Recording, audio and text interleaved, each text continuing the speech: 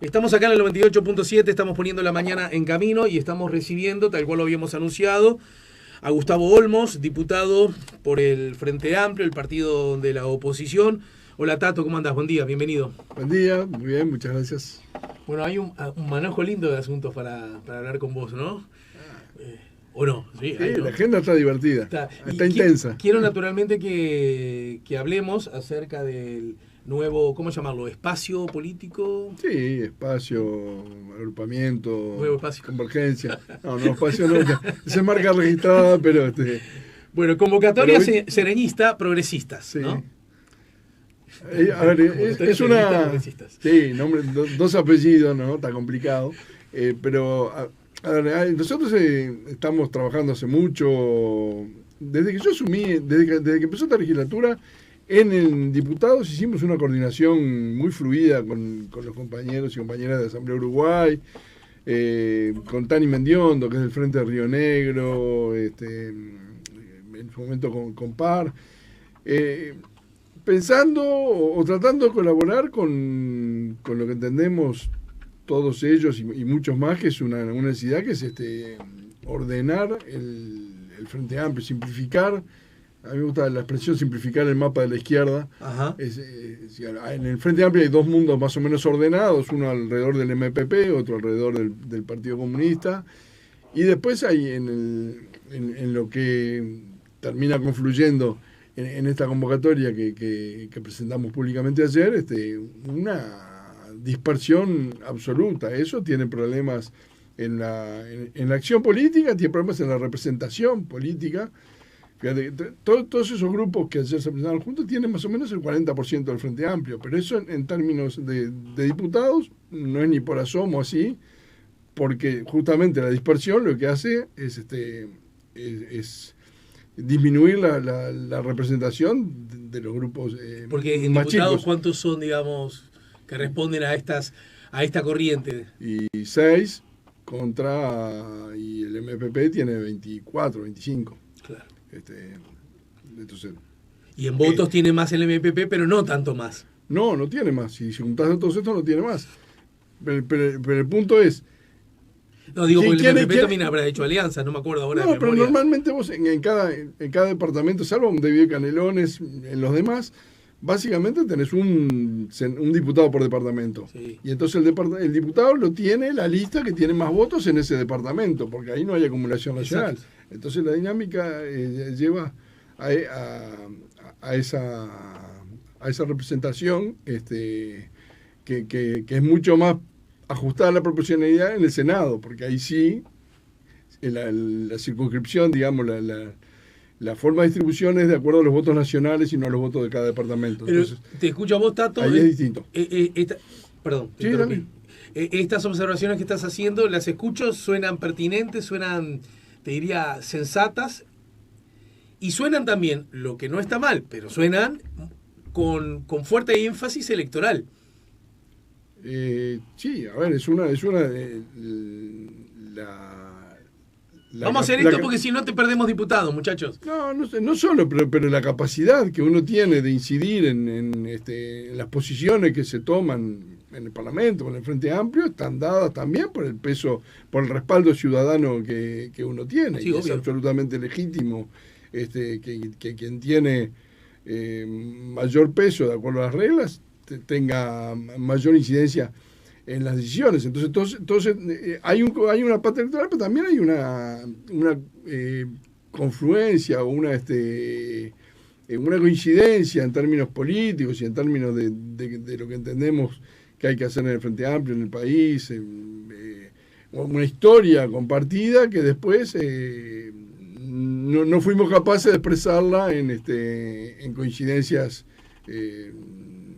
de expresiones electorales a nivel nacional o también a nivel del Frente Amplio. Entonces, bueno, hay un desafío grande ahora, que es el 5 de diciembre, que son las elecciones internas del Frente, y esta movida ayer es parte de eso, de tratar de ordenar. Pero yo creo que lo esencial es decir, bueno, lo razonable es que los que pensamos más o menos parecidos estemos trabajando juntos y tratemos de superar las historias, los egos, las situaciones por las cuales no, terminamos en una dispersión que no le hace bien a nadie, porque además el frente es ingobernable con 30, 40 grupos, no hay forma, no hay 30, 40 formas de entender el mundo, no hay 30, 40 formas de entender lo que hay que hacer en el Frente Amplio, en la coyuntura, en cómo ser oposición, y yo creo que es una buena cosa para el Frente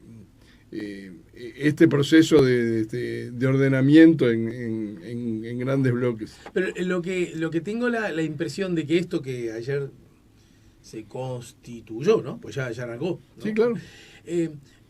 Tiene un antecedente muy cercano y de verdad que si me apurás no le encuentro grandes diferencias, que es lo que llamaríamos el Frente Liber Seregni, que en su momento actuó bien, incluso amablemente desdiciendo lo que vos decías, el MPP por un lado, el Partido Comunista por otro, y hubo un momento en el Frente Amplio que era el MPP por un lado y el Frente Liber Seregni por otro, y después la acción del Partido Socialista, del Partido Comunista, con el peso innegable que tienen, era como un poco, a veces recostados más acá, a veces recostados más allá, con hachazo lo estoy diciendo, ¿no? Pero es verdad que ante el público había como dos grandes opciones, la más radical del MPP, con el Pepe, con los Tupac, con todo lo que ello implicaba, y la más moderada, responsable a largo, que daba garantías de gobierno, ¿verdad? Con Danilo y la Barra. El Frente Liber Seregni era eso, Sí, yo creo que como caricatura está bien. Está bien, sí. Lo que vos decís, digamos, ¿no? Como para, advirtiendo que había mucho, por supuesto. Está perfecto. Para me que agarra un amigo del Partido Socialista y me da vuelta como una media. Clarísimo. Y me agarra uno del partido y también me da vuelta. Pero eso es una buena síntesis. Y mucho, bueno, que yo creo, es la realidad. Que encontró casi su alianza perfecta, yo digo como visualización, no estoy emitiendo juicio de valor después del tránsito. Es la fórmula que llevó a Mujica y Astori a la presidencia y vicepresidencia de la República, ¿verdad? Eran esas dos corrientes que se abrazaban luego de la primera gestión de gobierno, con sus improntas, ¿verdad? Mujica, me acuerdo el afiche, Mujica como escribiendo algo y Astori mirándolo de arriba como diciendo, a ver qué estás escribiendo, ¿no? Es decir, cosas que sonaban bien como síntesis política. Sí. ¿Verdad? Que no... Absolutamente. ¿Y qué pasó? Te lo pregunto a vos desde la perspectiva de la Barra del Frente Liber Seregni, ¿no? Y te tiro una más y ya seguí de largo hasta octubre. No, ya llegamos a octubre, qué horrible. Te tiro una más. Porque además en el medio pasó algo que es muy difícil de explicar a alguien. Y es, Danilo era un candidato natural. Danilo, por circunstancias diversas, no es candidato a la presidencia, ¿no es cierto? Precandidato a la presidencia. Pero sí surge como precandidato a la presidencia Mario Vergara. Cualquiera puede suponer, viendo ese esquema, que Mario aparecía como hijo de Danilo. Estoy grosereando, ¿no? Vamos a hacerla bien, vamos a hacerla fácil. Vos, apoyá a tu hijo si vos no vas. Apoyó a otro. ¿Quién entiende esa cosa?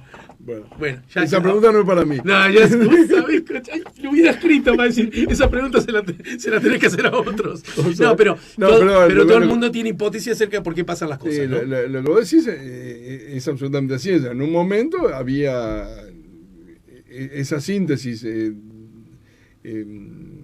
Pepe Danilo, que además fueron los que compitieron en la interna y que de alguna manera representaban dos formas y dos sensibilidades distintas en un Frente Amplio que tiene unidad de acción. Tuvo esa expresión. Después hay un proceso de debilitamiento del Frente Liber Seregni, hay un proceso en el cual en las elecciones nacionales salen varios grupos y eso termina, y por otro lado surgen otros nuevos, entonces terminamos en las elecciones de 2019 con 4 o 5 opciones distintas que tienen ese tronco común, digamos, ¿no? Entonces por un lado sigue Asamblea Uruguay, que era como el vertebrador del Frente Liber Seregni, pero el Nuevo Espacio hace su propia opción, Fuerza Renovadora surge como una cosa distinta, liderada por Mario Vergara, Plataforma con Álvaro García, o sea, todos esos son expresiones diversas de un tronco común. Yo creo que lo que estamos intentando es volver a a que todo eso confluya en una sola cosa, en principio sin perder las identidades, porque hay procesos que son muy difíciles de hacer y que requieren mucho tiempo y mucha confianza política. Ahí hay una barra que es horizontal a toda esa gente, a todos esos grupos, que somos como los del segundo nivel, que venimos de la generación 83, de todo el proceso de la salida del movimiento estudiantil y que estamos en distintos lados, entonces que logramos tener, y eso es una muy buena cosa, un diálogo muy franco y muy fluido y contribuir cada uno desde su lado a que este proceso fluctúe. Paréntesis dentro del paréntesis, barra que además tiene buenos vasos comunicantes con la misma barra de otros partidos, ya no dentro del Frente Amplio, sino incluso fuera, ¿no? Exacto. Nosotros con Javier García, con Pablo Iturralde, con Gandini, ¿no? Podemos discrepar y podemos pelearnos, pero tenemos un diálogo respetuoso y hasta afectuoso muchas veces, porque tenemos un pasado común de haber peleado espalda contra espalda en la salida de la dictadura. Entonces, te lo pregunto así. Entonces, si tuvieras que decir, ¿y qué diferencia hay con el Frente Liber Sereñi, esta convocatoria sereñista, progresistas? Pensando en ese votante que llega a las elecciones y nunca sabe muy bien. Diría que tenga grandes diferencias. Ajá. Me parece que eso que es como una expresión, un ayornamiento, o una reedición de una forma de organización, de una sensibilidad que está. Eso pasa en los partidos. O sea, hay partidos históricos, el Partido Comunista, el Partido Socialista, pero ahí agarra otros partidos, ¿no? Y los reagrupamienos en el wilsonismo, por ejemplo, son se dan bastante, o en el vallismo, y tienen una expresión o tienen otra, pero en definitiva son más o menos el mismo perro con distinto collar que va evolucionando. Yo creo que hay algo de eso hay acá, y no tengo ningún problema en decirlo. Esta pregunta es te la han hecho 700 millones de veces y tiene que ver, y se la podría hacer también a los wilsonistas y en alguna medida también a los vallistas, ya que hablaste del caso. Es lo que ocurre cuando hay una referencia a un líder, a una figura política que ya está muerta, ¿no es cierto? Entonces que se genera casi como un natural ejercicio legítimo de apropiación, y a veces una apropiación es del nombre, que de las ideas, que del contexto, etcétera, etcétera, con todo lo rico que de muchos puntos de vista esto tiene. Entonces, te pregunto, y cuando hablamos de sereñismo, ¿no? Para mucha gente casi no hay que explicar nada, pero para mucha gente, de pronto hay que explicarlo todo, ¿no es cierto? Es decir, ¿de qué hablamos cuando hablas de un frente, de un espacio sereñista? ¿Qué cosas implícitas conlleva? Hay una referencia a una figura con la cual nos sentimos absolutamente identificados, que no tiene una teoría política atrás, digamos, ¿no? O sea, no es decir o hacer una referencia a Sereñi no es lo mismo que hacer una referencia a Marx, por decir algo, ¿no? Es decir, que es una forma de razonar y una forma de entender el mundo, o a Lenin, que es una práctica política. Lo de Sereñi es más una sensibilidad, una responsabilidad en la gestión, una coherencia entre lo que piensa, lo que dice y lo que hace. Eso lo lleva, entre otras cosas, a renunciar en su momento, porque había comprometido su palabra en la reforma constitucional y el Frente Amplio no se lo llevó, y el tipo dijo, bueno, hasta acá llegué. Frases que tiene con pensar siempre en el día después. Sí, Tato, o sea, no. Qué maravillosa paradoja de la historia ese acontecimiento, ¿no? Es decir, una irrupción desde muchas perspectivas muy fuerte y hasta el momento inédita de Tabaré Vázquez, una corrida en base a eso que vos decís, no, yo ya di mi compromiso del general Sereñi, y entonces la puerta abierta para que Tabaré Vázquez se transformara en lo que en el fondo se terminó transformando también, ¿no? Sí, eso, y sí, la puerta abierta a que Tabaré que ya era una figura de mucho peso. Sin duda. Bueno, hasta el punto que le hizo Sosereñi. En el Frente Amplio. Pero además yo creo que en una evaluación más de largo plazo, Tabaré Vázquez llega a la presidencia con el 51% de los votos. Primera vuelta, sí. En primera vuelta, justamente porque esa reforma constitucional y esa introducción del balotaje como forma de frenar el frente terminó siendo un boomerang para el partido político. En un contexto también que tenía otro condimento, digamos, no es solo eso. Con fuerte componente contrafáctico, porque en el 99 se le pudo haber dicho a Sereñi y a Danilo, mirá, si no hubiera reforma, Tabaré Vázquez hubiera sido presidente de la República. No, está bien, pero hubiera sido mucho más difícil, y yo creo que eso no tiene demasiado contrafáctico, llevar adelante las grandes reformas que hizo el Frente Amplio en el primer gobierno especialmente, ¿no? La reforma tributaria, la reforma del sistema de salud, todo lo que tuvo que ver con lavado de activos, o sea, hay un montón de reformas profundas que se hicieron, que sin duda tener la mayoría parlamentaria permitía avanzar a un ritmo distinto que si hubiera tenido que negociar cada ley porque no tenían en el Parlamento el respaldo suficiente. Bien, hagamos esto. Es lo que le pasa ahora al gobierno, que tiene que negociar con todos sus socios y están hoy discutiendo en el Senado todavía la rendición de cuentas y qué cornos hacen con los asentamientos y cómo lo financian. No le está costando tanto, me da la impresión, ¿no?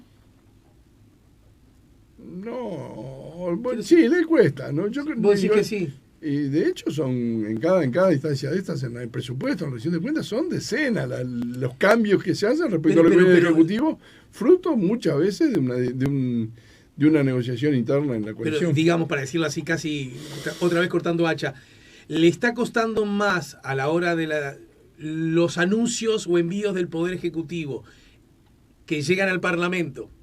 Ya sea desde la LUC, pasando por el presupuesto y la rendición de cuentas, que son como las jorobas grandes de los camellos, ¿no?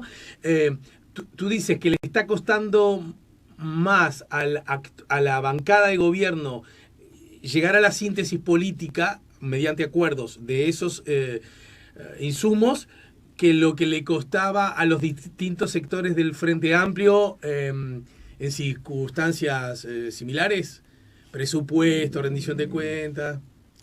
Sí, creo que sí, que les cuesta bastante más. Ajá. Bueno, no hay que minimizar el hecho de que es una coalición formada por diversos partidos, ¿no? Claro, y que en realidad en el Frente Amplio todos estaban alineados en querer que el Frente Amplio siga en el gobierno. Acá cada uno hace su juego. En el sentido que son socios y competidores a la vez. Exacto. Bien. Exacto. Vamos a la pausa. Renunció el fiscal Díaz y hiciste algún comentario ahí en la red. Me gustaría que ya que está fresquito el tema, que nos hables algo de eso. Y me gustaría que también me cuentes algo acerca de la comisión que investiga las presuntas irregularidades en el Ministerio de Turismo. Perfecto. ¿Sí? ¿Vos integrás? Pero qué curioso, porque vos dijiste el pasar, me quedó esa picando, dijiste el pasar que además armar este asunto, porque ya se viene la elección para elegir presidente del Frente Amplio, presidente o presidenta. ¿Estamos de acuerdo? No solo. Presidente y también la representación de los grupos políticos. Golazo, porque eso va a formar parte de la respuesta que me vas a dar ahora, luego de la pausa, porque increíblemente en esta circunstancia y teniendo en cuenta cómo empezaste esta charla, apoyan al mismo candidato el MPP, el Partido Comunista y también ustedes, ¿no? Bueno, entonces, ¿dónde estaría la gracia? Para eso tengo respuesta. Bien, vamos arriba. Estamos poniendo la mañana en camino, estamos conversando con Gustavo Tato Olmos. Último tramo de la charla con Gustavo Olmos para avanzar a otros temas, el diputado del Frente Amplio.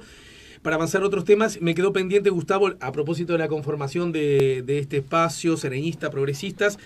Bueno, ¿en qué medida no luce como una potencial contradicción a la hora de distinguir cosas dentro del Frente Amplio, en el marco de la unidad, todo eso, ¿no? Pero también, si sos distinto, sos distinto. En algunas cosas tenés que mostrarte distinto, verte distinto, que el otro te perciba como distinto. Bueno, sin embargo, todos van el MPP, el Partido Comunista, ustedes detrás de la candidatura de Fernando Pereira. Sí, a ver, fue una definición que nosotros tomamos y que creo que además los demás compañeros tomaron. Una cosa es la competencia interna del Frente Amplio y otra cosa es la gobernabilidad del Frente. Nosotros tomamos muy rápidamente la decisión de no impulsar un nombre propio, o sea, que era una mala cosa que cada sector tuviera su propio candidato y que compitiera y que entonces íbamos a tener un presidente del Frente Amplio con él 30% de apoyo, 40% de apoyo, pero eso lo debilita a la hora de gobernar. Entonces que había que buscar una figura que tuviera peso propio y que fuese capaz de concitar amplios apoyos. Porque nos parece que la experiencia de las elecciones, una de las cosas que deja la experiencia de las anteriores elecciones, en las cuales fue electa Mónica Xavier, después Javier Miranda, es que ese esquema de muchas candidaturas con pesos no tan disímiles, después complica a quien tiene que gestionar y quien tiene que ejercer la presidencia. Entonces, que era bien importante que quien resultara electo tuviera un amplio apoyo. Cuando surge la posibilidad de Fernando Pereira, todos dijimos, cumple a cabalidad con estos criterios. Es un compañero. ¿De quién fue la iniciativa? ¿A quién le llamó? ¿A quién se le ocurrió? El Partido Comunista fue el primero que lo propuso. Surge, digo, tiene una trayectoria. Uno puede suponer que hay Castillo, Abdala, jugaron un rol importante en la visualización, ¿no? Sí, seguramente. Es una figura que todo el mundo conocía. No,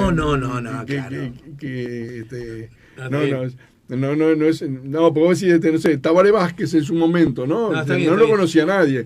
O Álvaro Villar cuando lo impulsamos con esta misma lógica. A Edison Cavani lo conoce todo el mundo, solo que de pronto no encontrás que pueda hacer en la solución y lo de Fernando. Y digo porque además lo de Fernando también había estado antes cuando fue una especie de nombre que se manejó para la candidatura a la Intendencia de Montevideo. No sé si lo recuerdan. Estuvo en la agenda. Creo que lo manejó Mujica, me Exacto, parece, ¿no? En ese momento lo manejó el Pepe.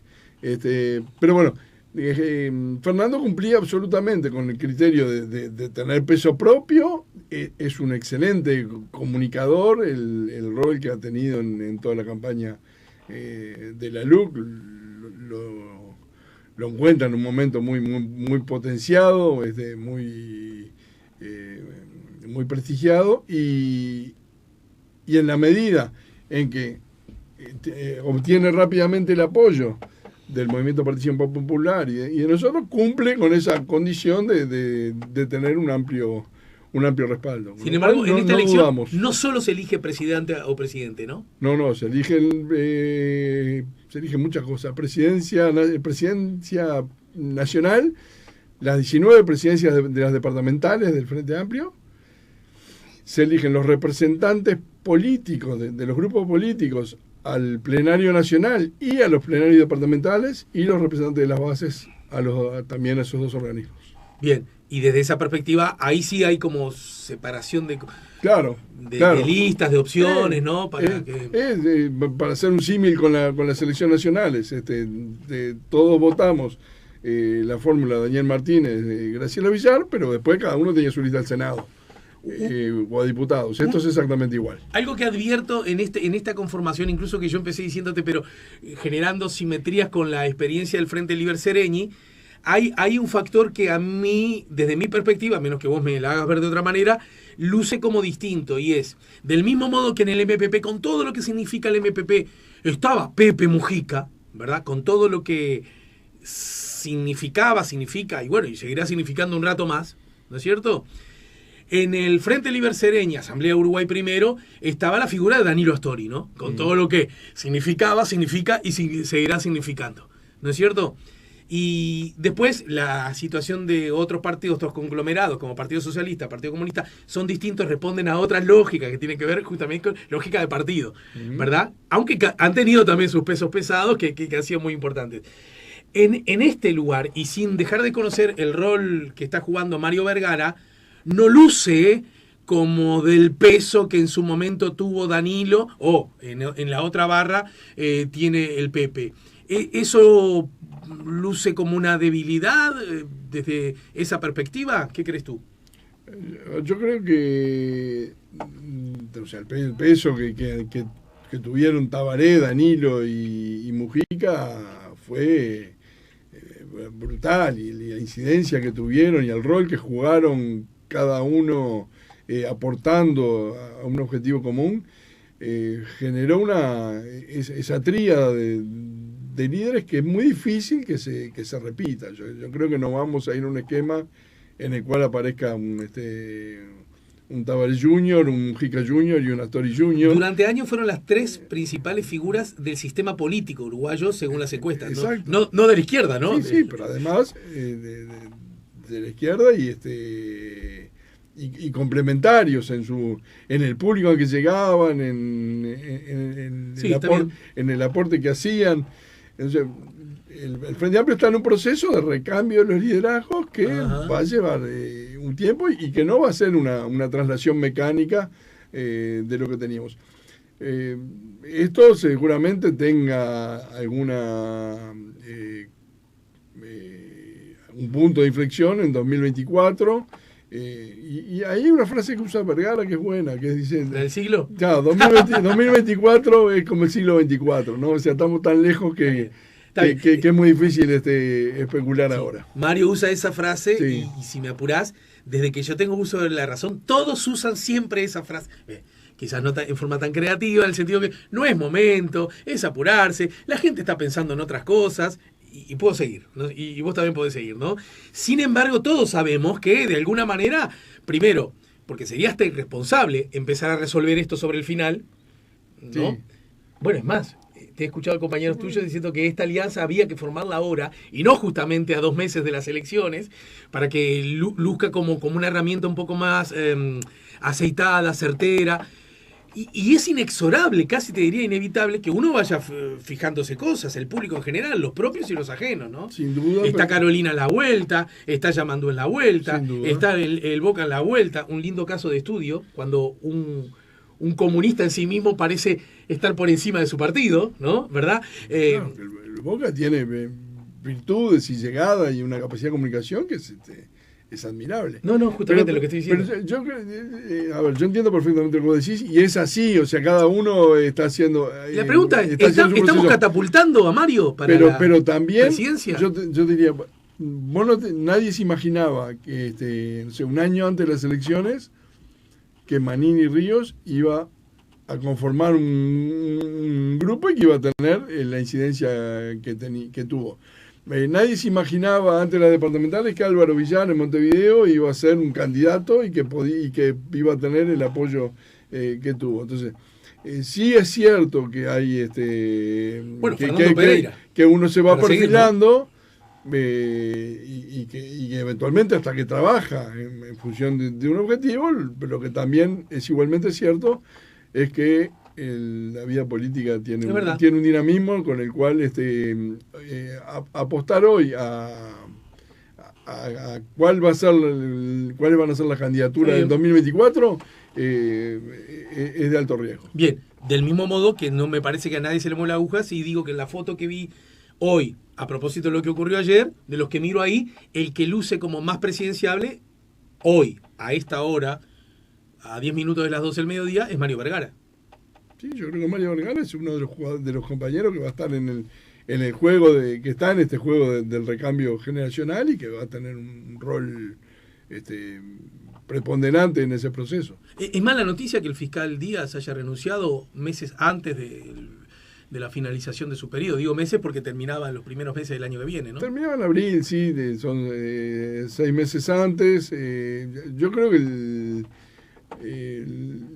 no solo es mala noticia porque Juan Gómez ha trabajado absolutamente alineado, y creo que lo más rescatable es que es muy buena noticia todo lo que hizo y el profundo cambio del sistema judicial y penal que impulsó el fiscal Díaz, y que llevó al cambio del Código de Proceso Penal, a la creación de la Fiscalía Especializada en el pasado reciente. O sea, es una de las transformaciones profundas que tuvo no solo la legislación, sino la estructura del Estado uruguayo, y pasamos de un país que tenía,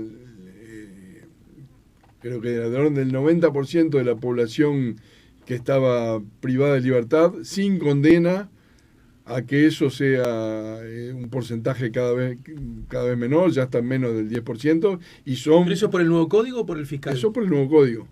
Pero el nuevo código es fruto, en forma no marginal, del impulso que el fiscal Díaz le dio, junto con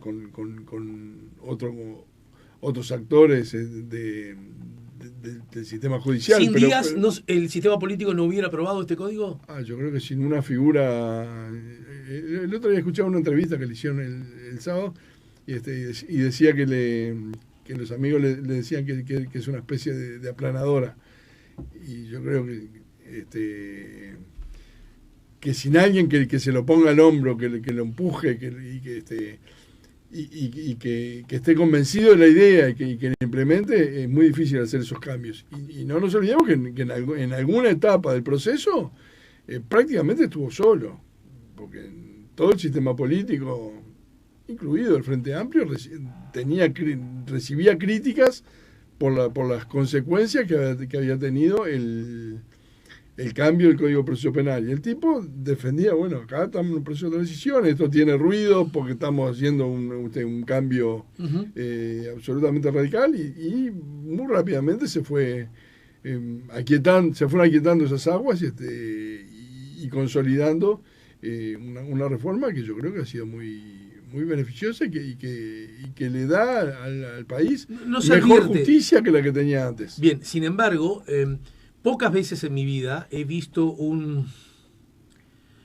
ataque tan intenso a los presuntos malos resultados que estaba provocando el código, incluso a horas, no exagero, Tato, a horas de haberse instalado, ¿verdad? Fue una cosa que yo no recuerdo otra circunstancia política institucional en la que algo empieza a funcionar y al ratito todos los males de la humanidad se debían a eso. Decía, pero que está... Mira, mi anterior recuerdo de características similares tiene que ver con los Peirano, cuando aquella famosa lógica de todo lo que pasaba era por culpa de los Peirano, ¿no? Que a mí lo decía... No tengo ninguna simpatía por esa familia que cometió tantos crímenes, pero la familia no, los que cometieron crímenes de esa familia. Pero aún así me parecía exagerado, ¿no? Me parece que estamos exagerando. Bueno, esto igual, en ese contexto, yo advierto que cuando se habla del código, cuando específicamente se habla, es para señalar los grandes problemas que está causando, ¿no? Desde una mirada impune, desde una mirada de poco laburo que los fiscales negocian, acuerdan. Bueno, lo que dijo tu colega Luz el otro día del Código General, de los fiscales más en general, y en particular del fiscal Díaz, ¿no? Denunciando que por dinero se negociaban libertades. Bueno, estabas ahí en la Cámara, supongo, ¿no? Claro. Y yo al revés. Es más, mucha gente del sistema político que votó el código...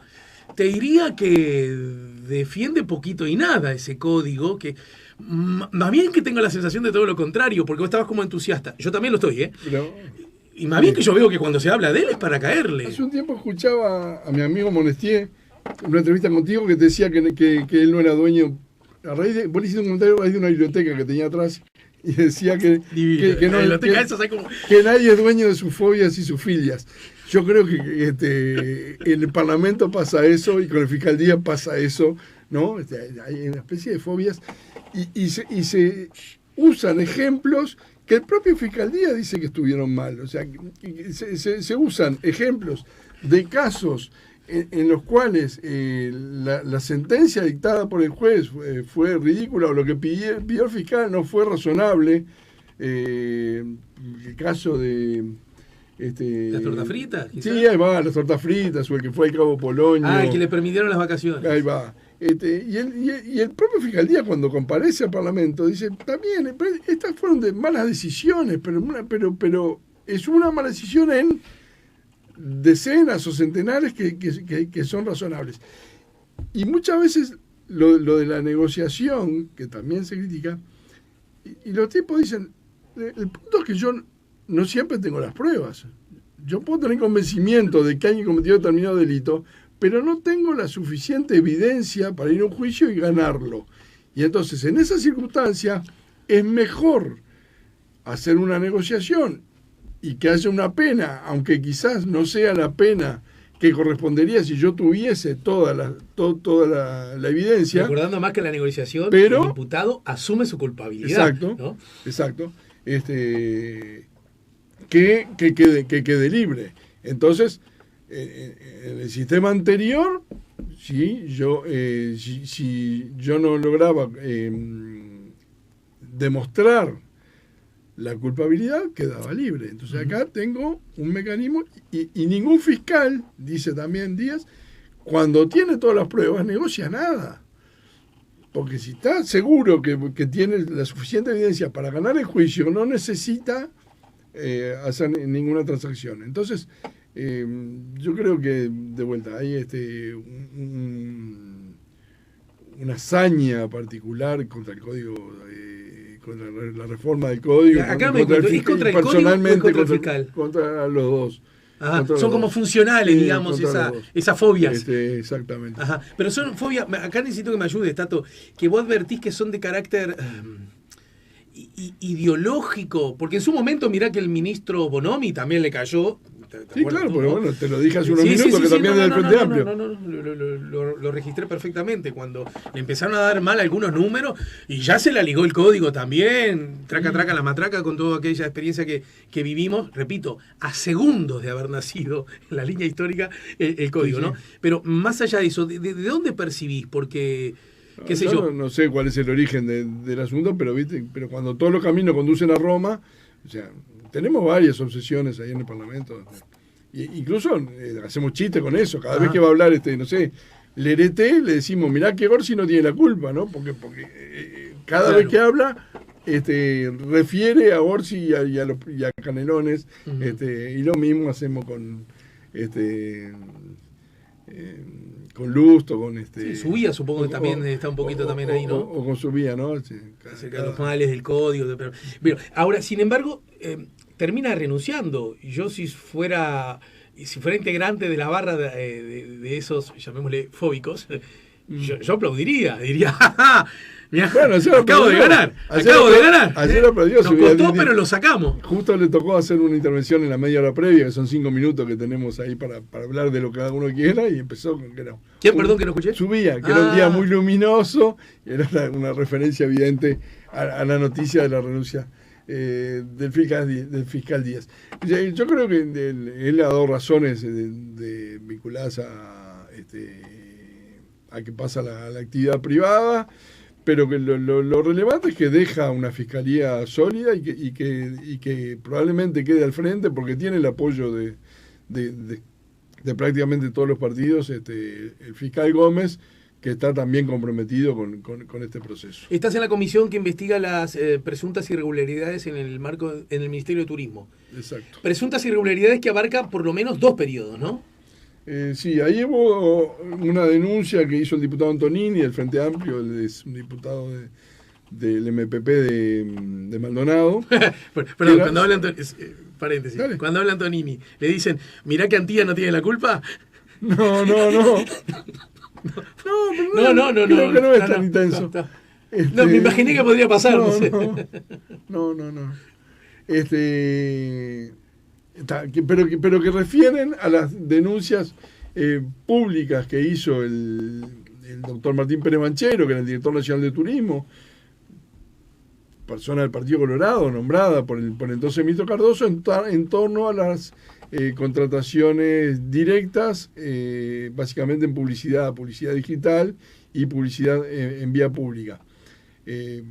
Obviando los procesos licitatorios, eso muchas veces se hace y hay razones para hacerlo, pero también obviando la intervención de la recomendación de la agencia de medios que tiene contrato al ministerio, la opinión de la dirección de marketing que tiene el ministerio y de la propia Dirección Nacional de Turismo. O sea, contrataciones hechas directamente desde el ministro y su entorno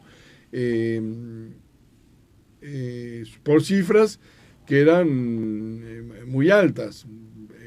Tenemos el absurdo de que en 2020 el Ministerio de Turismo tuvo récord de contrataciones históricas en publicidad digital, en un mundo en el cual, y en un país en el cual no había turismo. Eso es muy difícil de explicar, pero además con empresas, una empresa de Estonia que aparece, que nunca había hecho nada en el Uruguay, que nunca tenía no había tenido nunca un empleado ni había hecho ninguna gestión, y aparece con una contratación por $240.000, que después sigue entregamos. Entonces ahí tenemos un paquete. ¿Ese paquete nació por las publicaciones de búsqueda? Exacto, sí, eso es lo que dispara. Vos como representante nacional, pero antes como ciudadano de la República, entonces deberías estar, desde tu mirada, reconociendo ese valor periodístico que dio un insumo a la ciudadanía, ¿no? Yo creo que el periodismo de investigación tiene un rol fundamental y que hay que protegerlo. O sea, el periodismo como cuarto poder o como institución o área de la actividad pública que controla a los gobiernos, me parece que es absolutamente defendible y una buena cosa para la democracia. Bien, luce como un... Entonces, perdón, te interrumpí. No, iba así, entonces, Antonini hace esa denuncia. Cardoso, que ya en ese momento había renunciado, había sido cesado como ministro, en realidad formalmente es una renuncia, pero todo lo que trascendió es que el presidente de la República se reunió con Julio María Sanguinetti, acordaron la salida, y después Julio María Sanguinetti lo llamó a su casa. Y en un caso que creo que no tiene antecedente histórico, y le dijo que una renuncia y una designación ocurriesen en la casa particular de alguien, ¿no? Y fuesen anunciados por alguien que no es de gobierno, ¿no? Por un expresidente, pero que no tiene ningún cargo en el gobierno. Bueno, pero entonces el diputado Cardoso, exministro Cardoso, pide que se investiguen no solo su periodo de gobierno, sino además los dos últimos periodos del Frente Amplio. O sea, desde 2010... Del 10 al 20. De 2010 hasta el 21, hasta que él renuncia. Entonces tenemos un periodo que es 1 de marzo de 2020 al 21 de agosto de 2021, donde ambos hacen denuncias, y otro periodo en el cual Cardoso... Ese periodo que es el periodo quechichán, podríamos decir, a grosso modo, ¿no? Básicamente, sí, hasta 2012 estuvo Lecano, en aquel famoso incidente de la renuncia, Tenfield en el medio, Pepe Mujica, todo aquello, ¿no? Exactamente. Pero mi pregunta es, ¿hubo en algún momento por parte del ex ministro, ahora diputado, o del actual gobierno en general, observaciones más o menos públicas de que durante ese periodo algo se hizo mal, justamente, y que merezca una... Sí, no hay ni públicas ni privadas. El diputado Cardoso fue diputado en todo ese periodo, nunca hizo un pedido de informe sobre el Ministerio de Turismo. Todos los pedidos de informe que se hicieron al Ministerio de Turismo fueron contestados y nunca hubo repreguntas. Nunca tuvo una interpelación. O sea, no hay un tema. Y cuando en la preinvestigadora, pues cuando alguien pide una investigación, cualquier diputado puede pedir que se cree una comisión investigadora. Y el presidente de la Cámara tiene que definir una preinvestigadora de 3 miembros que en 48 horas tiene que decir si hay mérito o no hay mérito. Digamos, claro. En esa preinvestigadora, cuando citan a Cardoso y el diputado Iván Posada le pregunta, ¿pero usted tiene presunción de alguna irregularidad? Y dice, no, yo no tengo por qué presumir nada. Y porque aún así la Cámara entiende que... Bueno, después yo creo que por la forma salida que encuentran en la coalición, terminan haciendo un engendro que es una comisión investigadora que tiene dos denunciantes, pero en el cual uno es denunciado y es denunciante. Y tenemos un periodo sobre el cual hay el denunciante, que en este caso es el exministro Cardoso, dice que no tiene presunción de que haya un posible delito. ¿Me decís que dijo eso? Exacto. Sí, Pero entonces, ¿qué denuncia? No me doy cuenta. Bueno, no, pide que se investigue. Y en realidad vos tenés dos tipos de comisiones investigadoras. ¿Sí? Una que es para investigar irregularidades presuntas y otra que es lo que se llama una investigación con fines legislativos. O sea, yo quiero legislar, no sé, sobre la diabetes. Y entonces hago una comisión investigadora que releve todo lo que sucede alrededor de ese tema para crear insumos entiendo. para después legislar. Entonces, no es el caso. No, claro, podía tener sentido en este caso, pero lo que resolvió la mayoría, lo que resolvió la coalición fue hacer una única comisión investigadora. Cualquiera puede entender que es un triunfo del gobierno, digamos, ¿no? De tratar de... Es una negociación y que es una estrategia de Cardoso de decir que se investigue todo para que no se investigue nada, porque después empieza a pide ampliación y pide todas las compras directas hechas entre 2010, perdón, y 2020. Eso puede querer decir hasta que compraron 2 bloques de hoja 4, ¿no? Sí. En un kiosco.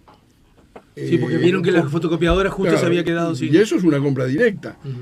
Todas las compras firmadas por Benjamín Liberov, todas las compras observadas por el Tribunal de Cuentas, o sea, son decenas de cosas. Y ahora, ayer acaba de pedir todas las compras realizadas a 5 o 6 empresas de publicidad. O sea, que es una estrategia de que se investigue todo para que no se investigue nada, me parece a mí. Pero de vuelta, hay un periodo en el cual hay denuncias concretas, que son las que surgen de busca, y hay otros que no. Incluso una de las cosas que el diputado Cardoso plantea que se investigue es la compra del local para el ministerio en Zavala y Cerrito, ahí cruzado al Banco República.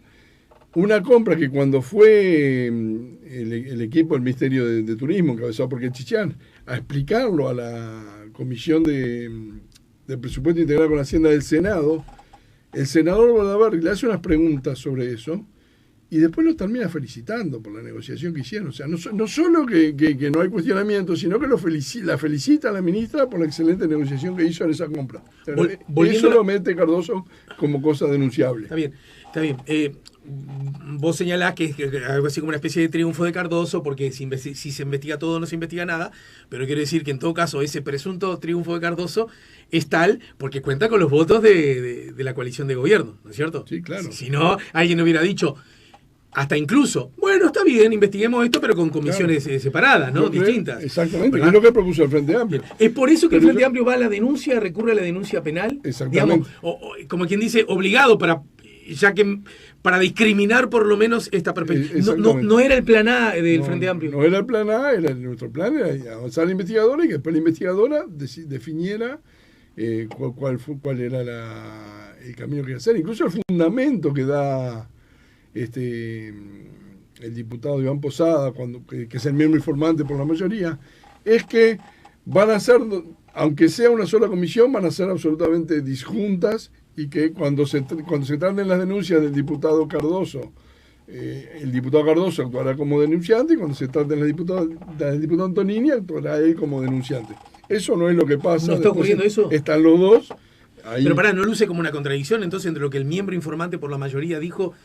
Sí, pero lo que el miembro informante por la mayoría dice es literatura, digamos, y en el sentido que no es resolución. Después la resolución es interpretada en la comisión en un sentido distinto. Entonces, sí, eso es lo que lleva a que el Frente Amplio termine diciendo, bueno, vayamos con toda la justicia, igual seguimos trabajando en la investigadora y estamos el diputado Nicolás Viera y yo.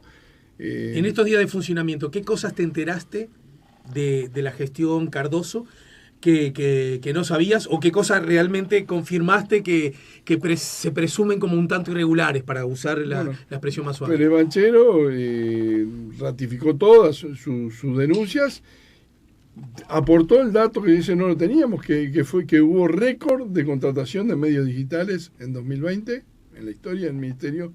Nunca contrató tantos medios digitales como en 2020. ¿Eso luce como irregular según tu mirada? Por lo que acabas de decir. O sea, ¿cuál sería el fundamento para que tener récord de contratación de publicidad de turismo en un mundo en el que no hay turismo? No, bueno, pero en las redes todo lo que está ocurriendo hoy en las redes no ocurrió ayer, porque hoy es más, y mañana será más que hoy, y así sucesivamente. Entonces uno puede suponer que el mundo redes cada vez va creciendo. Desde esa perspectiva podría explicarse todo el mundo, aumento de... está bien, el mundo redes va creciendo, pero o sea, las campañas de publicidad se hacen porque vos querés, no sé, vos querés traer turistas de clase alta de San Pablo. Y entonces buscás claro, qué manera les llego. Podría ser el marco del turismo interno. Para que vengan. ¿No? Claro, pero el marco del turismo interno tampoco, o sea, no tendría sentido que hacer publicidad solo para turismo interno lleve más fondos que los que llevó históricamente hacer para todo el mundo. Pero además no hubo política de turismo interno. O sea, la gestión del ministro Cardoso, y esto ya no tiene unas irregularidades, ¿no? Fue realmente muy mala. En el presupuesto nacional, que es por 5 años, que es donde se plasma qué recursos necesito para hacer qué cosas en cada área, venía un solo artículo de turismo, que era la creación de una unidad de género. O sea, no venía nada que tuviera que ver con políticas de turismo. Y ya que hablas de políticas de turismo... Y en la rendición de cuentas pasa lo mismo. Viene un solo artículo que simplemente cambia la asignación en vez de gastar en esto, voy a gastar en esto, digamos, ¿no? Pero es una cosa absolutamente menor. No hay planes de reactivación del turismo. Se eliminó el turismo social, que hay una parte que era obvio que había que eliminarla, porque era la que tiene que ver con los adultos mayores, pero había otros turismos sociales, había quinceañeras, había trabajadoras domésticas, había gente del interior que venía a Montevideo. Nada de eso se potenció. Entonces, hacer una inversión histórica de publicidad de una actividad que está muerta no parece tener ninguna explicación razonable. Hubo un trascendido a propósito que en la comisión se manejó un dato que yo por lo menos hasta este momento no lo había escuchado, y es que la contratación o la posible contratación de aquella productora sometida a tantos cuestionamientos, Kirma Services, en realidad era haciéndose eco de una sugerencia de una agencia de publicidad, ¿no? Diana Rubicam. Lo que pasa es que ahí... algo así como diciendo, bueno, nosotros no somos técnicos en la materia, si ellos nos dicen contratar que él, vamos y contratamos. Lo que resulta razonable. Están haciendo una picardía, porque en realidad el expediente se inicia porque la agencia de publicidad dice, manda la propuesta, pero la propuesta le llega a la agencia de publicidad por mensaje de WhatsApp de 2 asesores directos del ministro. Y es una empresa que la propia agencia de publicidad dice, yo no la conozco. Y lo que históricamente sucedía, que era que la agencia de publicidad daba un informe sobre cada una de las posibles contrataciones y decía elementos a favor, elementos en contra, incluso tenía un semáforo con rojo era esto, me parece que no, verde, dale para adelante, y amarillo, estudiarlo un poquito más. Ese informe desaparece, tampoco se le pide a la agencia que haga ese informe. O sea, es una contratación que lo que dice este trascendido que vos mencionás, y que es así, es formalmente se inicia porque la agencia de publicidad envía esas propuestas, pero es cierto que 6 horas antes esas propuestas le llegaron a la agencia como una indicación directa de 2 asesores directos del ministro. O sea, Kirma no aparece en la cancha a sugerencia de Diana Rubicam. Más bien que al revés, le dicen, y hacelo con esto. Entonces cuando Diana Rubicam lo escribe, dice, y lo vamos a hacer con esto. Pero es porque me lo dijiste vos recién. Exactamente. Algo así. Exactamente. Y entonces, ¿cómo se explica esto que vos decís? Cualquier persona, creo, mi hijo Juan está en segundo de escuela, creo que lo entiende el concepto, ¿no? Sí, no. ¿Y por qué entonces tu colega, Conrado Rodríguez, del Partido Colorado, dice, cito textual, Diario El País, ha quedado clarificado por parte del ex director nacional de turismo que la oferta fue comunicada por parte de la agencia? Porque eso es así, está haciendo una picardía en realidad, Conrado. Ya lo se comunicó, lo he dicho. Pero no se le ocurrió a la agencia lo comunicó, pero antes los asesores ministros le dijeron, poneme esta cotización en Pero ¿no será que Conrado lo entendió mal y que...? Bueno, va a comparecer la agencia, pero la propia agencia largó un comunicado Bueno, de hecho, diciendo que tenían la documentación y ya había trascendido por información también de búsqueda. O sea que si la tal Kirma está en el asunto, es por responsabilidad de los gobernantes del momento. Exacto. Y la tal Kirma, la mires por donde la mires, todo es oscuro. O sea, es una empresa que vos la googleás y no aparece, que nunca hizo nada, que tiene un sitio web que si lo pones en Google no aparece, pero si tenés el link sí accedes. O sea, que no tiene redes sociales, ¿no? Una empresa de comunicación clandestina es muy raro. Pero además, pide que le paguen en un banco de Panamá. El banco República no le puede transferir porque tiene problemas de lavado de activos. Ese banco. El banco, no Kirma. No, entendido. Entonces, ¿qué hace Kirma? ¿Qué es lo que haría cualquiera? Abrir una cuenta en otro banco. Sí, a ver, ¿qué banco? Banco República, ¿a qué lugar me la podría pasar? Una cuenta en otro banco. No abre una cuenta en otro banco. Cambia la empresa y dice, no le pagues a Kirma, pagale a Sarasola, que es otra empresa. Que Sarasola es de Miami. Cuando mirás, rastreas a Sarasola fue creada el 15 de abril de este año. Sí. Uh-huh. El sitio web de Kirma que aparece, hay herramientas en internet que te estudian todos los cambios que hay en los sitios web. Bueno, la primera vez que lo detecta es el 6 de septiembre de este año. O sea, nada de lo que aparece es transparente. Todo es raro, todo es oscuro. Pero el representante de Kirma que figura es una persona, Jakub, no me acuerdo cuánto, que cuando lo googleas, lo que aparece es un jugador de hockey canadiense, hockey sobre hielo canadiense, y no aparece nadie de publicidad que tenga ese nombre. Capaz que es... bueno, en sus horas libres... no, o es un nombre muy común en Estonia, claro. Y no tenemos información. Pero todos los elementos... Y después termina diciendo, desisto de hacer esta operación. Desisto de cobrar los $240,000 que habían sido contratados. O sea, toda la historia alrededor de Kirma. ¿Pero desiste de cobrar algo por lo cual trabajó? No trabajó. No trabajó. Hay igual que a mí cuando empieza con esas cosas, yo digo, pero aún navegando las aguas de la buena fe, no es tan difícil. Muchachos, ¿quién fue el que se le ocurrió que Kirma podía ser una... ¿no? ¿Somos cuántos? ¿5, 6, 7, 10, 15? No estamos hablando de 150.000 personas que se... Hasta ahí me acuerdo, ¿no? Sí. Che, muchachos, ¿se acuerdan aquel día que hablamos de hacer la publicidad para la campaña? ¿Quién dijo que Kirma era una buena chance? Porque vaya a saber qué. Son buenos muchachos, son eficientes, además cobran menos. ¿A alguien se le ocurrió? Sí. ¿Quién es ese alguien que dijo, es Kirma la solución? Lo que tenemos es la información... ¿Pero es de recibo la pregunta que estoy haciendo? Sí, lo que tenemos es la información de la agencia de publicidad que dice cuáles son los dos asesores que le enviaron el WhatsApp. Ellos están convocados a la comisión. Que no están en los cuadros del Ministerio de Turismo, estos dos asesores, digamos. Uno estaba, fue cesado, fue cesado ayer en esas funciones en el ministerio por parte del actual ministro.